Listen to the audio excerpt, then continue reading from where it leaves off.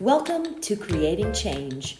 Hi, I'm Sharon Chapman, and this is the place to be if you're wanting to improve your health, your mobility, and ultimately your life, so you'll move more, feel, and look better. Hello, and welcome to episode number 13. Lucky 13. Thank you for your comments, particularly about the safety and welfare of pre- and postnatal women. That is actually episode number 9. And Creating Change appreciates your positive comments about supporting women during this time of healing. And thank you to all the men and women who are attempting to make changes in postnatal care by reaching out to our state and national legislators on behalf of women in our country.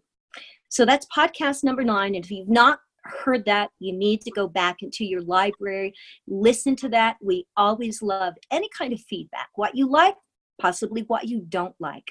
So today's Creating Change, I'm so happy to have a Miss Cathy Holman from Casper, Wyoming. And she's kind of like 30 something, kind of like me. I can tell you, I don't mind. I'm 37. So we're getting close to being 40 something. And you're a mother of 5, just like I me. am. That's Yes. right. Yes, that's ironic. And you were a city gal from Milwaukee, and Yep. you went all country, and you fell in love with a cowboy just like me. It's pretty amazing. Life changes, but her blog, Prairie Wife in Heels, is the place to go for heartfelt, humorous posts about life on the Wyoming Prairie, parenting, health, and wellness, and including a preventative mastectomy, which is really what I want to talk about. She has style, she has reviews of every kind, and she's also a radio personality from Central Wyoming. Welcome, Cathy, to Create. Thank you. Thank you so much for having me. I cannot wait to chat with you. Well, let's start with the cowboy. Love makes you, and not, in my 60s now, I'm discovering that love makes you do some of the funniest things, even at age 62, almost 63, like forgetting where you came from and things like that. What was the biggest change for you, Cathy? Going from a large city out to the prairie with your cowboy.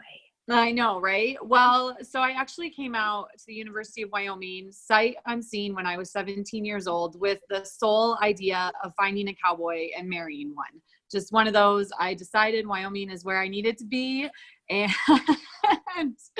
And thankfully my plan aligned with God's, and I met my husband when I was 19.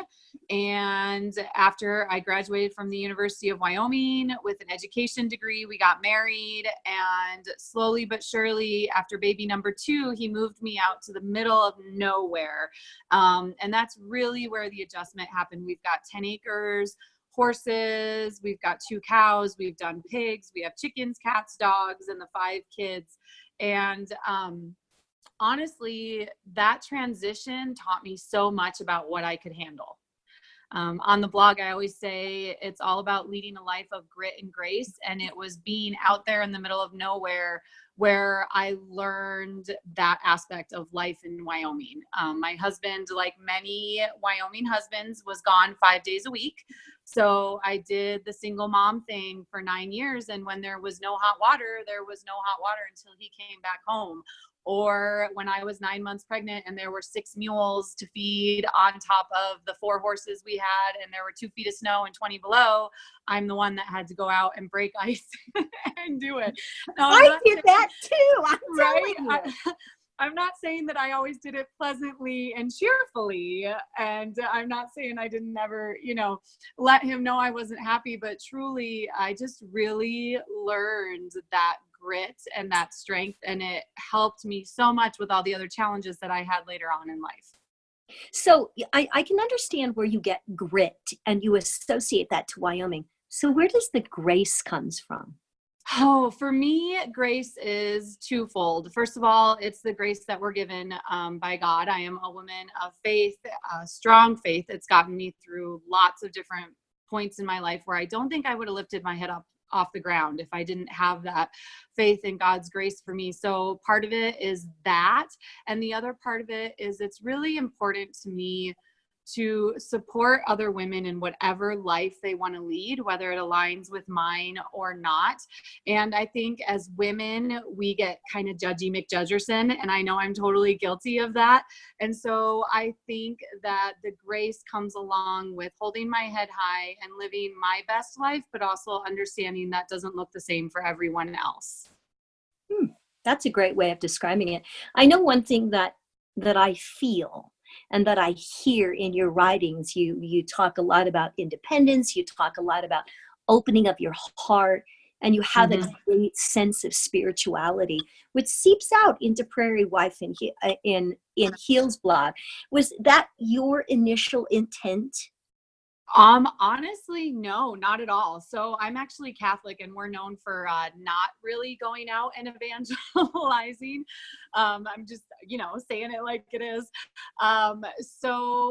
But that being said, prayer and belief in hope and that grace and that mercy is so entwined with my ability to get through those hardships that sometimes come with being a mother, especially, and being a woman, that it kind of just seeps in to the blog in just all sorts of different ways. It's just part of who I am. You can't really separate that from me, I've learned. Like every area of life, we're starting to see extremes. We see extremes in the government, extremes in the politics, extremes in general equality topics. And I like what I'm seeing, because I love the fact, because I've seen you at St. Anthony's, or the Catholic Church. It is St. Anthony's in Casper. Yeah, yep, that's the one we go to. And there's 3 different churches in town, but yeah, that one is ours. And you seem like a progressive woman, that you grow and you nurture in a progressive way, but you seem like you return to the roots of Christianity. And to me, I can relate. There's another thing I can relate to, because if I did not have Christ doing all those things that I did at a young age, growing up and having one child after another child after I was telling a friend, I nursed for over 10 years. Amen, I nursed sister. babies for a decade. Yep. And Amen, they go, sister. wow. But it kind of, when you want to be progressive as parenting, but yet you depend upon the roots of godliness and the roots of being a Christian. To me, it's often like yin and yang. Yeah. Because that's the only way I can describe it. Yeah. How do you balance that? Because you're much younger than me by almost 30 years, even though I classify myself as 30 something. How do you balance that? So this is something that I actually get asked quite a bit. I know this is a podcast, so people can't see what I look like, but I have my nose pierced. I have multiple piercings in my ears. I have tattoos. And when I get up in front of my Catholic church parish family to talk about the religious ed program I've been teaching for almost a decade, and some of the other things I'm involved in my church, and I'm wearing those 6-inch heels along with, skinny jeans and a blazer, you can see I'm being like, wait, what? I am definitely not what you would call stereotypical. But that being said, I think that it kind of touches back to what we just talked about, where my faith is just an all-encompassing practice in my life. I feel like most people in college just did what I wanted to do, right? I didn't go to church every week. I didn't really have that connection with God. But that being said, I had something that I've talked about the blog, and you might not be familiar with the story. I was actually, I had a boyfriend when I was 18, and I planned on marrying him, and we got in a car accident, and he died saving me. Yeah. And it's of course a much more in-depth story than that. And you can find the whole thing there, but not once in that experience did I think, why me, or why is this happening? I knew there was a plan, and I knew that I just had to take a deep breath and move forward with it. And like I said, it's just ingrained with who I am. I don't know how to explain it. As a parent, I feel like nothing brings you to your knees more than that desire to keep your children safe, and you're sitting there at 3:30 in the morning, exhausted, nursing a baby, and the whole house is quiet, and you look down and you just see that sweet, precious little face, and how can you not feel connected to God? And how can you not, think about Mary doing the exact same thing with Jesus? There's just a Absolutely. connection. Yeah, there's just such a connection to me. And I think some people maybe think of Christianity and maybe Catholicism in general as being male dominated. And I've never felt that. I've always felt such a connection to Mary. I mean, there's that story, one of my favorite ones, where Jesus stays behind at the temple and they lose him, and Mary comes back and she's like, "What are you doing?" She's yelling at Jesus like any other mother would. And he looks at her like any other 11-year-old boy and says, "Hey, I'm in my Father's temple. I'm with my Father." And that, to me, I just really try and say yes to God and say yes to his plan, to say yes to motherhood. Now, once again, do not get me wrong, ma'am. There are moments when I'm a hot mess. No, there are moments when we're all a hot mess. Yeah, right. Let me tell you a little seasoning trick. You just get better at handling it. You get better. You realize what's not important, right? Don't you think? Oh, absolutely. Absolutely. Right. Yeah. Right now there's a sink full of dirty dishes I'm looking at right there. And it's fine. It'll get done when it gets done. I'll still be able to make dinner. It's cool. It's all right. You just learn what's more important. Absolutely. Cathy, do you feel it's difficult to actually proclaim Christianity in this day and age of where we are becoming so careful of our exposure to the public? And particularly, because I do some blog writing, I do writing in podcasting, and I think I shared that with you, the fact that talking to someone on my podcasting, talking about Christianity is like, they're putting their little fingers up and you're gonna make someone mad. You're gonna make someone mad. They're not going to want to listen to you. And so do you think it's hard to proclaim Christianity in this day and age because of what's going on?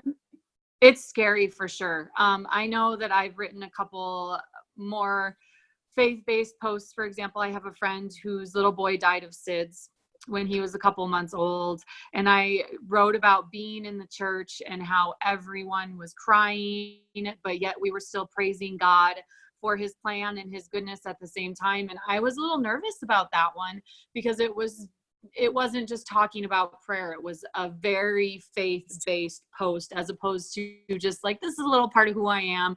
But I'll be honest, I have yet to ever receive any negativity at all on any of my social media platforms. And I have thousands of followers, and I have yet to have ever received any negativity about it. Ever. That's great. And I don't think it's because I present it in a certain easy to handle way. Maybe I do, maybe I don't. I think that a lot of that fear is built up in our own head. Does that make sense? So for example,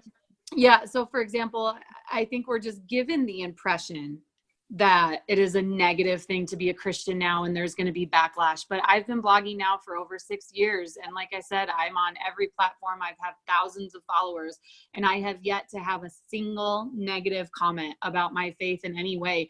And especially being a Catholic, let's face it, we do get a bad rap. It's just the way it is. And even with being outspoken about my Catholicism, I have yet to have any problems. And I even went and spoke at a Baptist church in Douglas and was very well received, and just thoroughly enjoyed myself. Such a beautiful group of inspiring women. And I think that it's been built up to be more than it is, honestly. I would have to agree, but I want to encourage you to continue on. Oh, I will. You can't hold me down. Well, one of your blogs was, and I know that there's a few of them from beginning to the end on your preventative mastectomy. And I really like to review that particular journey with you. Take us back to the very beginning in how and when and where this began. Yeah, so that actually has been the scariest thing I've ever shared on the blog. I've done the postpartum thing. I've talked about depression. I've talked about you name it. But that for me was the hardest thing to go public about. So because I don't think there's a lot of understanding about it. So my sister was diagnosed with stage 3 breast cancer when she was 38. When I was pregnant with my 5th child, my mother was diagnosed with stage 2 breast cancer, which was about probably about 6 years after my sister was diagnosed. So I knew with my sister's diagnosis that I need to be monitoring. But because I had been consistently pregnant and nursing babies for a decade, I could not do a mammogram. It wouldn't have been accurate because I never was not lactating. So when I went into my doctor after my daughter was born and said, oh, by the way, my mom, has breast cancer, we need to add that to the family history, my OBGYN looked at me with utter panic in her eyes. And I was like, that's not what I expected. And she said, we need to get you into an oncologist. We need to get you in with a genetic counselor. We need to find out what their genetic testing was. It is no longer a question of if you're going to get breast cancer. It's a question of when. So I'm sitting there. That when a sister and a mother has breast cancer, I'm assuming that the risk percentage goes those are two high. Those are 2 first degree relatives is what they're called, as opposed to an aunt or a grandmother. That would be a 2nd degree relative. So the conversation I had with my doctor was 4 years ago. Okay. And I actually had that conversation in June. So my daughter was born in February, and I had that conversation with my doctor in June, and she said, we have to get you into a genetic counselor. So I did. The result of that was we do not have the gene. There's a BRCA 1 and 2 gene and a check gene where if you test positive for it, your risk is 80% for breast cancer and ovarian cancer, give or take. The check one, it's colon cancer and breast cancer. No one, my mom, my sister, my aunt that had cancer, or none of them tested positive for any of those genes. So based on just hereditary risk, my risk was 60%. Wow. That I was going to get breast cancer. That's a lot. So the average person is 12% that doesn't have family history. Wow. So that's huge. So So the decision you made to have a mastectomy. Mm-hmm. Preventive. Was that a hard decision? Preventive mastectomy. Yep. Was that a hard decision? No, not for me. I actually asked my doctor about it. She did not suggest it. What was suggested by an oncologist here in town was that I go on tamoxifen, which is a drug that would have put me into menopause at the age then of, I think I was 34 at the time, and comes with its own cancer risk. That's what was recommended to me. I didn't like that. I didn't like it at all. My husband was still gone. Yeah, I didn't, for lots of reasons, I didn't like it. So I said, well, why can't I just chop them off? That's what I said to her. And she goes, let me see what I can do. And she hooked me up with 3 amazing doctors in Denver. And of course, all this information's on the blog, direct links to everyone. And it was their recommendation for me to get a preventive mastectomy. I chose to have a nipple sparing one. And for lack of a better term, what this means is they cut you open under your breast and they scrape out all your tissue from your collarbone to your armpits, because that's where your breast tissue is. Okay. That's a lot of scraping, Cathy. It is a lot of scraping. And I didn't have that much left after nursing 5 babies, but you'd be surprised. Did the cowboy have a huge part in this decision making as well? Was he supportive of your decision? So this is actually a funny story. I came home from that first doctor's appointment and I said, all right, here's the deal. I need to have a mastectomy if I want to be here for our family. And at first he's like, okay, Miss Exaggerating, because I may or may not be known for blowing things out of proportion. You know what I mean? But then after I went to a genetic counselor and that 60% came back, he said, do it.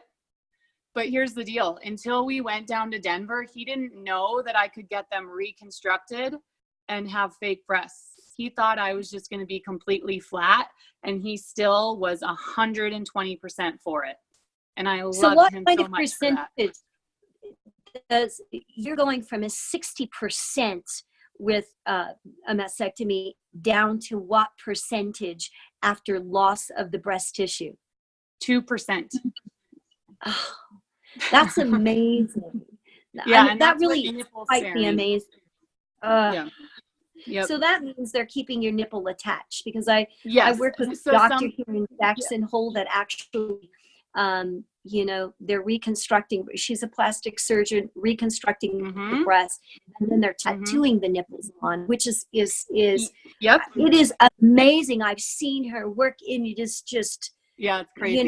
turning something into such a beautiful representation of a woman. So tell us about what the surgery was like. So it's an amputation. I think sometimes people don't realize that you're amputating 2 parts of your body. So what they do, like I said, for me, because mine was nipple sparing, and also keep in mind, not every doctor can do that kind. So do your research, look at portfolios, find out what their infection rate is. So much. And once again, all this is on the blog, questions to ask at your pre-op appointments, all that stuff. I've got it for anyone that wants it. So the first surgery was 6 hours, and that's the mastectomy, where they take out all the tissue from collarbone all the way to armpits.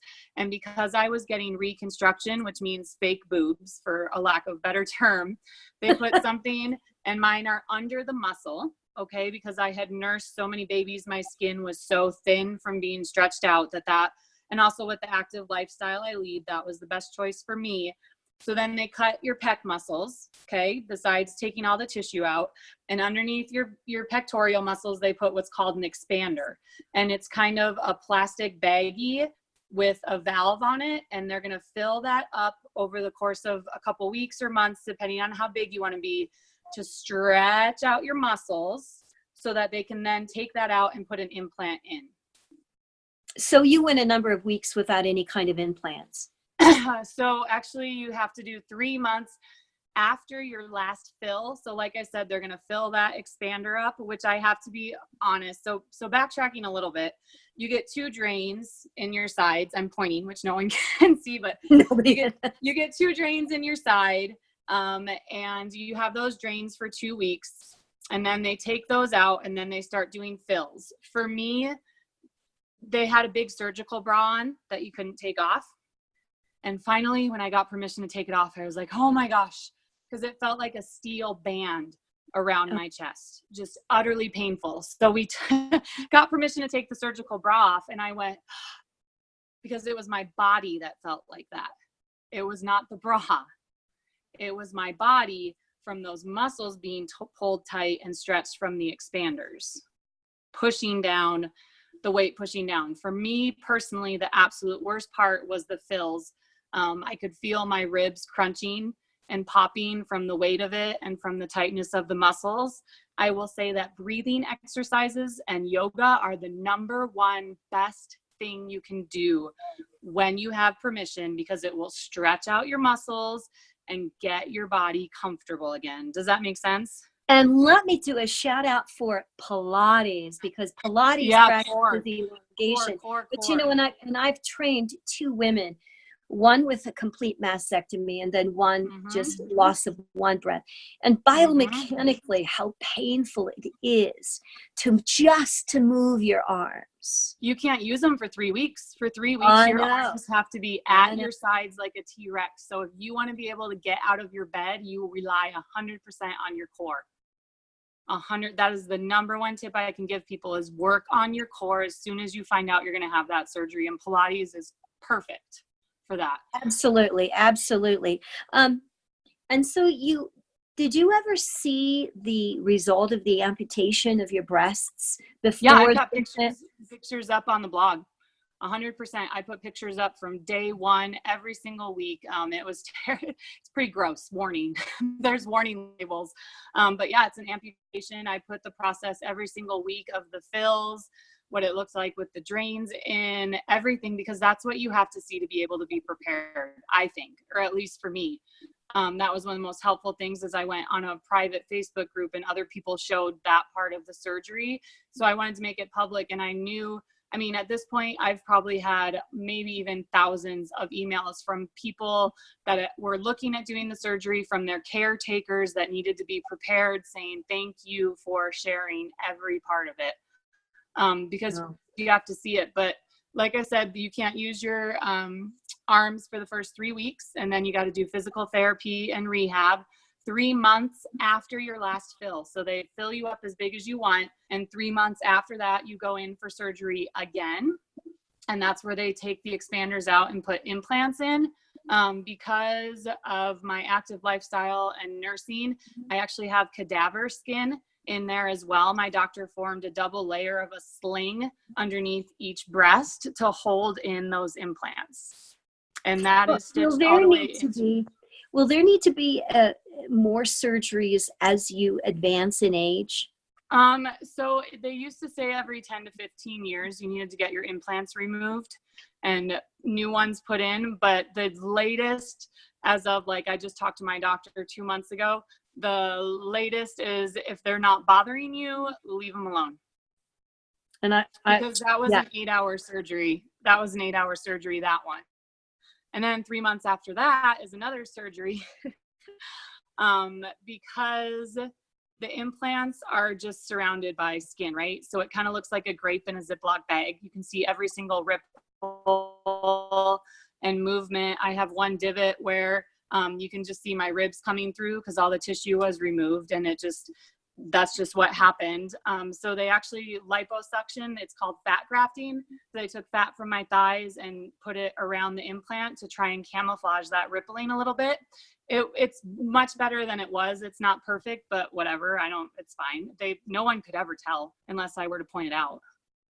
Well, I did go into your blog and read parts of it. I did not apparently see every picture, but I will go because this is my brain, just so you know. Fat removed from her thighs. Wow. They could get a lot of fat from my thighs.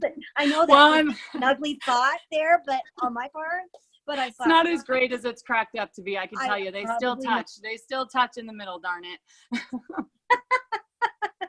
So tell me, Cathy, what do you think was the biggest lesson that you learned from this in regards to your husband, the cowboy?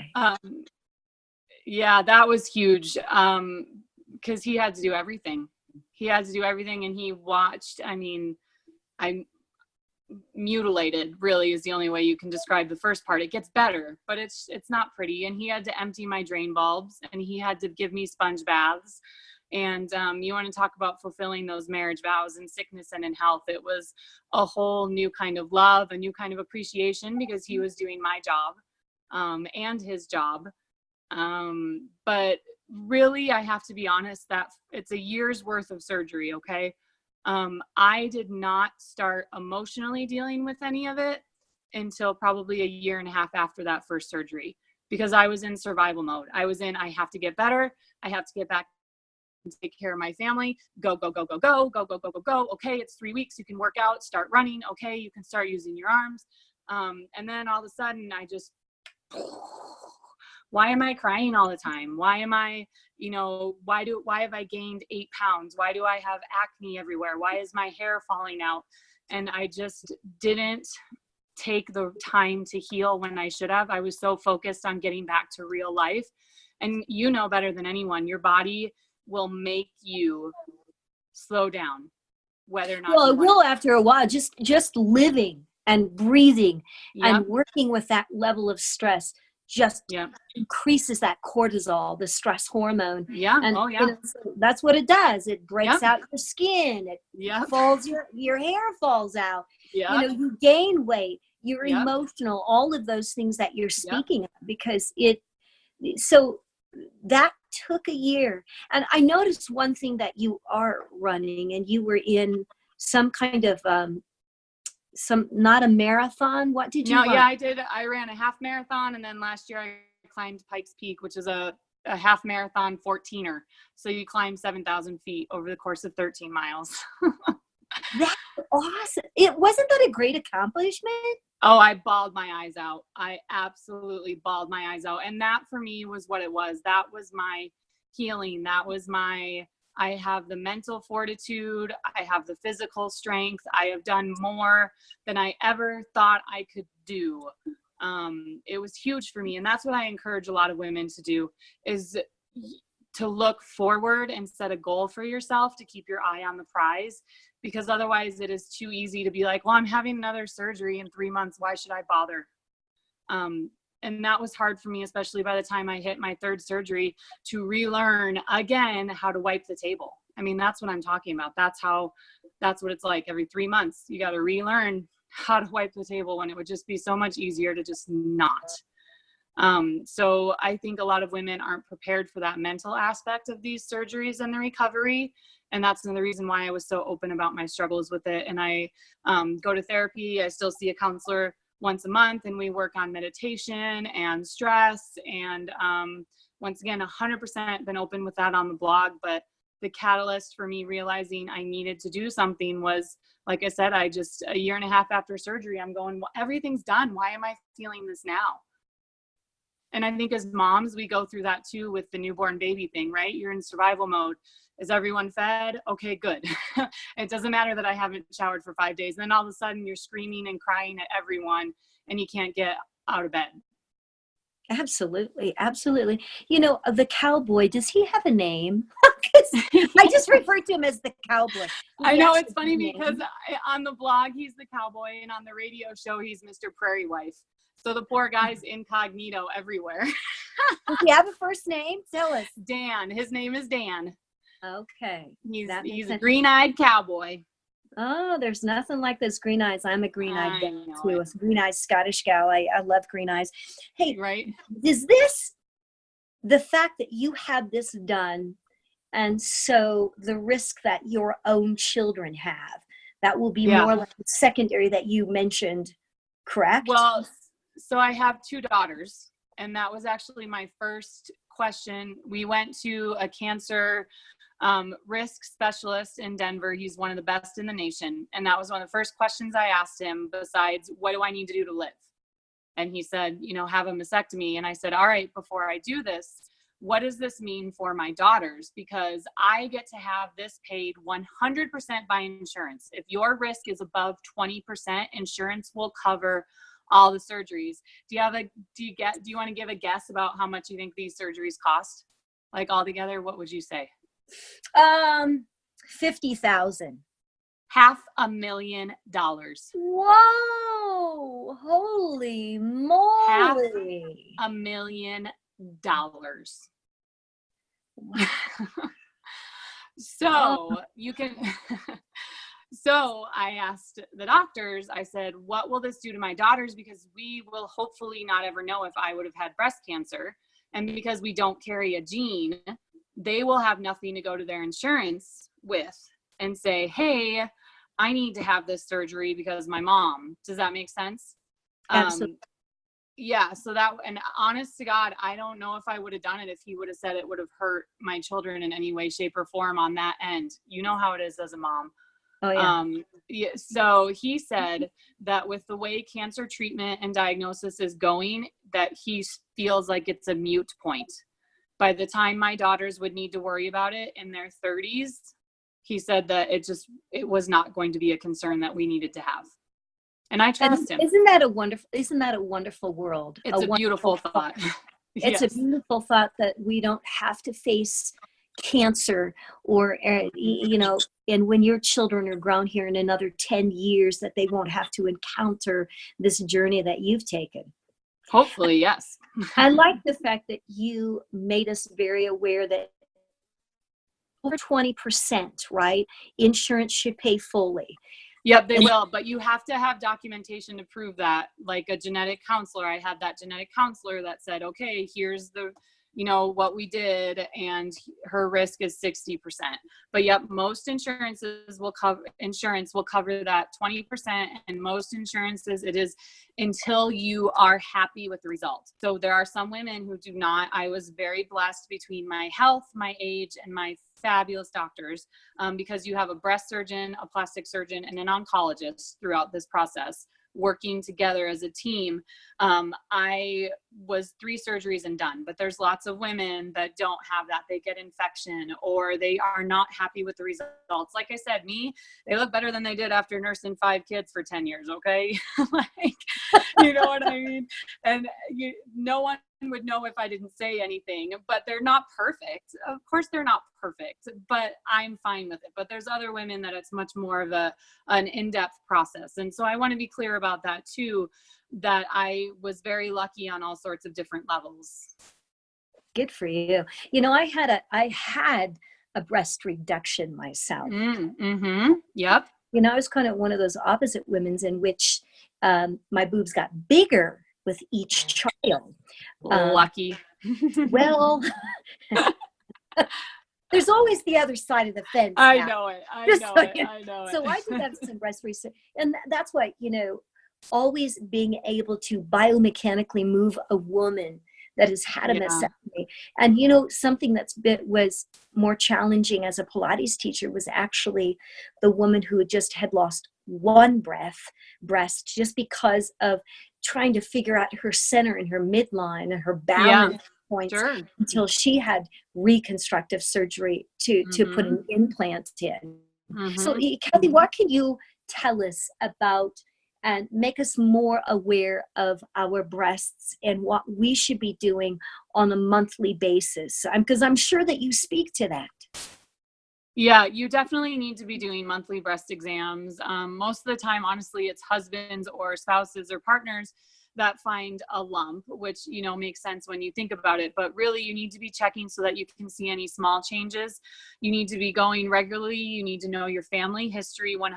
And even me, with having had a mastectomy, I still have to do monthly breast exams on myself, because they have to leave a little bit of tissue. That's why there's that 2% risk. Otherwise, everything would rot and fall off, right? You still have to have blood flow to everything that's there. So they have to leave a little bit of it there. So even I have to do that every month and just be aware of any changes. And there's been times I had to go get a biopsy because I did find a lump, which that's stressful.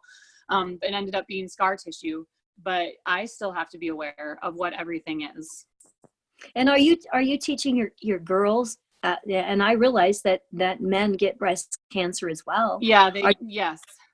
My daughter's only 11, so it's not an issue yet, but it is 100% something that we talk about. My kids were told from the very beginning what was going on at an age appropriate level, of course, because the baby was still only 1 and they were fairly young, but they know about it. They know about our family history.